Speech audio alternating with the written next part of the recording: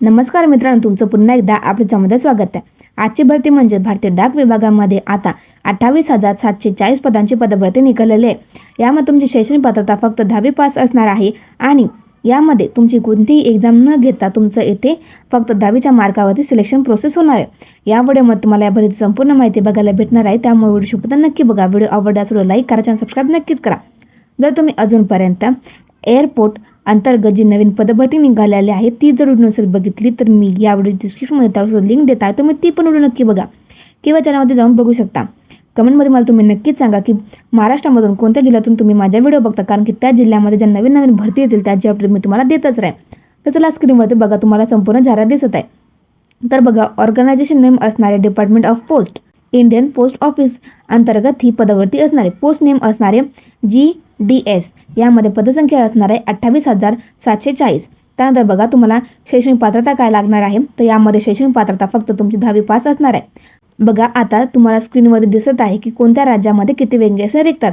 तर बघा, अरुणाचल प्रदेश यामध्ये 1060 जागा रिक्त असणार. आसाममध्ये 939 जागा, बिहारमध्ये 1347, छत्तीसगडमध्ये 1555, दिल्लीमध्ये 42 जागा, गुजरातमध्ये 1830 जागा रिक्तात, हरियाणामध्ये 270, हिमाचल प्रदेशमध्ये 520, त्यानंतर जम्मू अँड काश्मीरमध्ये 276, उत्तराखंडमध्ये 908, कर्नाटकामध्ये 1023 जागा, केरळमध्ये 1651 जागा रिक्तात, मध्य प्रदेशमध्ये 2120 जागा रिक्तात आणि त्यानंतर महाराष्ट्रामध्ये संपूर्ण जास्त जागा असणार आहेत, त्या म्हणजे 3553 जागा रिक्त असणार आहेत.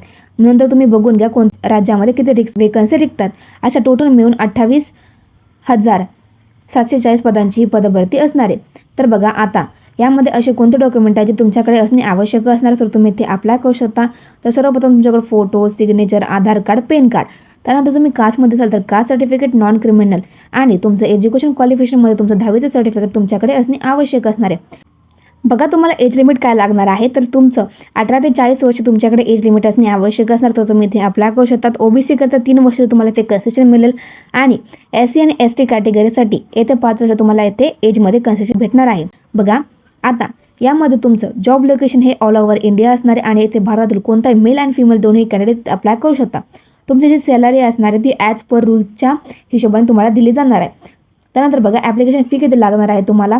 ॲप्लिकेशन फी ही OBC, जनरल, EWS कॅटेगरीसाठी 100 रुपये असणार आहे. SC, ST आणि PH कॅटेगरीसाठी इथे कोणती फी घेतली जाणार नाही. सिलेक्शन प्रोसेसमध्ये तुमचं फक्त इथे मेरिट लिस्ट लावली जाणार आहे तुमच्या 10वीच्या मार्कावरती आणि डॉक्युमेंट व्हेरिफिकेशन होणार, म्हणजे तुमची जी कोणती एक्झाम घेतली जाणार नाही आहे.